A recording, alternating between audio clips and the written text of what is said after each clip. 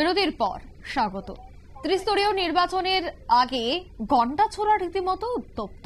গন্ডাছড়ায় ঘটে যাওয়ার সেই ঘটনা এখনো দগদগে। ইতিমধ্যে গন্ডাছড়ায় ক্ষতিগ্রস্তদের ক্ষতিপূরণ নিয়ে অনেকটাই চাপ বাড়ছে জেলা প্রশাসনের উপর। কেন সেই ঘটনায় প্রচুর মানুষ ঘরছাড়া, প্রচুর দোকানপাট জ্বালিয়ে দেওয়া হয়েছিল।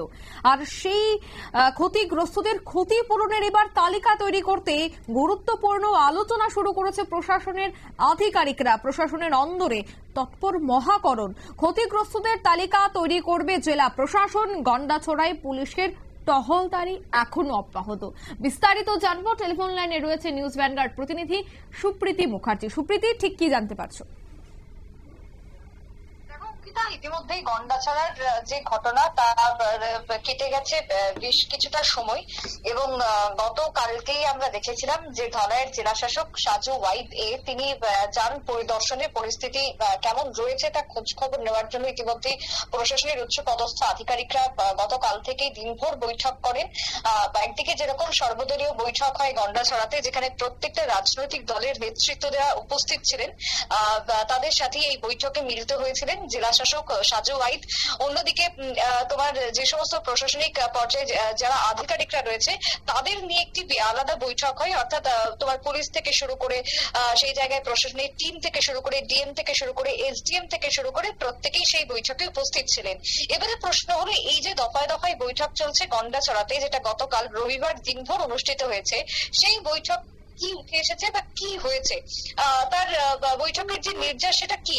এখনো পর্যন্ত যেটা আমরা সূত্রের ভিত্তিতে জানতে পেরেছি তা হলো গন্ডাছড়াতে যে ক্ষয়ক্ষতি হয়েছে, এই যে অনাকাঙ্ক্ষিত একটি ঘটনা, অনাকাঙ্ক্ষিত একটি হিংসার জেরে একজনের প্রাণের বলি এবং একজনের মৃত্যু হলো, যে ঘটনাকে ঘিরে উত্তপ্ত হয়েছিল গন্ডাছড়া, সেই ঘটনাতে এখনো পর্যন্ত কিন্তু থমথমে পরিস্থিতি। বাজার হাট দোকানপাট সর্বত্রই জনশূন্য। আজকে সকালের ছবিটাও যদি তোমাকে বলি, সেই জায়গাতে গতকালকে বৈঠকের পর জানানো হয়েছে যে যারা যারা ক্ষতিগ্রস্ত হয়েছে, অর্থাৎ যে সমস্ত বাজার হাটের ব্যবসায়ীরা রয়েছে তাদের সাথেও আলাপ আলোচনা করা হয়েছে। যে সমস্ত বাড়িঘরে আগুন লাগিয়ে দেওয়া হয়েছে সেই সমস্ত বাড়িঘরের কর্তাদের সাথে আলাপ আলোচনা করা হয়েছে। কোথায় কতটা ক্ষতি হয়েছে সেই ক্ষতির কারণ জিজ্ঞাসা করে সেই ক্ষতির পরিমাণ নির্ধারণ করা হচ্ছে প্রশাসনের পক্ষ থেকে, এবং যত দ্রুত সম্ভব এই ক্ষতিকে পূরণ করা হবে বলে জানিয়ে দিয়েছেন ধলাইয়ের জেলাশাসক সাজু ওয়াইদ। এবারে আসছে যে যারা যারা দোষী তাদেরকে গ্রেপ্তারের দাবি উঠে আসছে একেবারে উচ্চ মহল থেকে। উপর মহল থেকে কিন্তু এই গ্রেপ্তারের দাবি ইতিমধ্যেই জানিয়েছে রাজ্যের মুখ্যমন্ত্রী থেকে শুরু করে প্রদ্যুৎ কিশোর দেববর্মা, সকলেই এই গ্রেপ্তারের দাবি জানিয়েছে, এবং সাধারণ মানুষও চাই যে যারা প্রকৃত অর্থে দোষী তাদের যাতে শাস্তি হোক। এবং প্রশাসনের পক্ষ থেকেও যে টিম গতকালকে বৈঠক করেছে সেই টিম এটাও জানিয়েছে যে দোষীদেরকে খোঁজার জন্য চেষ্টা চালানো হচ্ছে।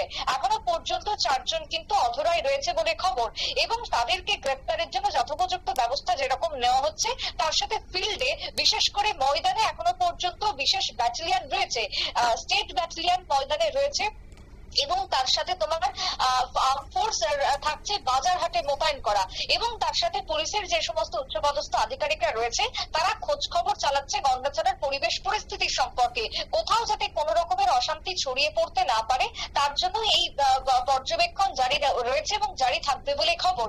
অন্যদিকে সাজু ওয়াইদে গতকালকে রাত পর্যন্ত যে আপডেট আমাদেরকে দিয়েছে তাতে করে তিনি জানিয়েছেন যে এখন পরিস্থিতি অনেকটাই স্বাভাবিক রয়েছে, অনেকটাই নর্মাল রয়েছে পরিস্থিতি, তাই অযথা কাউকে আতঙ্কিত না হওয়ার জন্য তিনি জানিয়েছেন। এবং সব থেকে বড় কথা, বিভ্রান্ত একের পর এক সামাজিক মাধ্যমে বিভিন্ন ফটো বিভিন্ন ভিডিও শেয়ার হওয়ার ফলে মানুষের মধ্যে বিভ্রান্তি তৈরি হচ্ছে, আরো আতঙ্কগ্রস্ত হয়ে পড়ছে, এবং তার ফলে অশান্তি আরো বাড়তে থাকছে। শুধু গন্ডাছড়া নয়, এই অশান্তি তখন রাজ্যের বিভিন্ন প্রান্তে ছড়িয়ে পড়ছে।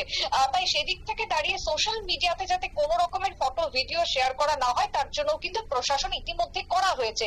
সব দিক থেকে দাঁড়িয়ে গন্ডাছড়ার পরিস্থিতি এই মুহূর্তে অনেকটাই স্বাভাবিক বলে জানিয়েছে ধলাইয়ের জেলাশাসক ধলাই জেলাশাসক সাজু ওয়াইদে। তবে গতকালকে যারা ক্ষতিগ্রস্ত তাদের পক্ষ থেকেও যে বক্তব্য উঠে এসেছে, তারা ক্ষতিপূরণের দাবি যেরকম করেছেন তার সাথে দোষীদের গ্রেপ্তারের দাবিও তারা করেছে। অন্যদিকে পুলিশের উপরে যে আস্থা ভরসা সেটা কোথাও গিয়ে তাদের হারিয়ে গেছে, এবং যার জন্য তারা কিন্তু গতকালকে রাত্রি থেকে বিক্ষোভ করে। এই যে তারা যে অভিযোগ তুলেছে যে প্রশাসন থাকা সত্ত্বেও তারা নির্বিকার, পুলিশ থাকলেও সেই জায়গাতে পুলিশ যথোপযুক্ত ব্যবস্থা গ্রহণ করছে না এবং আমাদের হাতে তুলে দেওয়া হোক দোষীদেরকে, এমনটাই কিন্তু তারা দাবি জানিয়েছে। কিন্তু দেখো আইন কেউ নিজের হাতে তুলে নিতে পারবে না দেশের নিয়ম অনুযায়ী। সেই জায়গাতে প্রশাসন যে ব্যবস্থা গ্রহণ করছে, প্রশাসনের উপর আস্থা যাতে রাখে সেই সমস্ত ক্ষতিগ্রস্ত মানুষজন, সেই আশ্বাস কিন্তু করেছেন ইতিমধ্যে সাজু ওয়াইদে। সব মিলিয়ে দাঁড়িয়ে এখনো পর্যন্ত পরিস্থিতি কার্যত পক্ষে নিয়ন্ত্রণে রয়েছে বলে প্রশাসনের দাবি। তবে আগামী দিনে ক্ষতিপূরণ সম্পর্কিত বিষয়ে কি আলোচনা উঠে আসে বা আগামী দিনে এর জল কতদূর গড়ায় এবং যারা প্রকৃত অর্থে দোষী যে 4 জন এখনো পর্যন্ত অধরায় রয়েছে তাদের ধরতে কি ব্যবস্থা গ্রহণ করে রাজ্য পুলিশ, সেটা কিন্তু এখনো পর্যন্ত লক্ষণীয় বিষয় হয়ে দাঁড়িয়েছে। অঙ্কিতা, একদমই ধন্যবাদ সুপ্রীতি। অর্থাৎ ক্ষতিপূরণ নিয়ে কিন্তু গুরুত্বপূর্ণ আলোচনা শুরু হয়ে গেছে। ক্ষতিগ্রস্তদের তালিকা তৈরি করবে এবার জেলা প্রশাসন, কেননা গন্ডাছড়ার সেই ঘটনায় প্রচুর মানুষ ঘর ছাড়া হয়েছে এবং প্রচুর দোকানপাট পুড়িয়ে দেওয়া হয়েছে। দুই গোষ্ঠীর সেই সংঘর্ষ রীতিমতো উত্তাল ছিল গন্ডাছড়া। তারপরে এখন ক্ষতিপূরণ দেওয়া হবে ক্ষতিগ্রস্তদের, তার জন্য তালিকা তৈরি করা হচ্ছে। গন্ডাছড়ার পুলিশ এখনো টহল দিচ্ছে, সেখানে সেনারা রয়েছে, সেনারাও টহল দিচ্ছে। আগামী দিনে যেন কোনো ধরনের অঘটন না ঘটে, কোনো ধরনের যেন অপ্রীতিকর ঘটনা না ঘটে, তার জন্যই এখনো পর্যন্ত পুলিশের টহলদারি চলছে গন্ডাছড়ায়। নিয়ে নিচ্ছে ছোট্ট একটি বিজ্ঞাপন বিরতি, সঙ্গে থাকুন।